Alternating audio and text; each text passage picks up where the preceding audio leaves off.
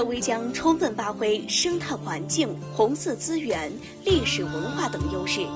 以党的建设为引领，以乡村振兴为抓手，努力将色威镇打造为国道227线上最美红色镇、幸福乡。利用康巴红军第一桥，培育重走红军桥的特色红色文化活动，赓续红色基因，传承革命精神。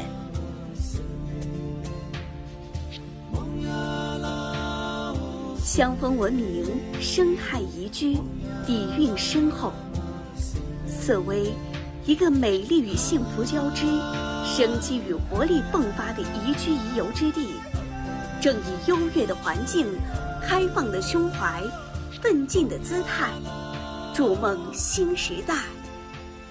圆梦新未来。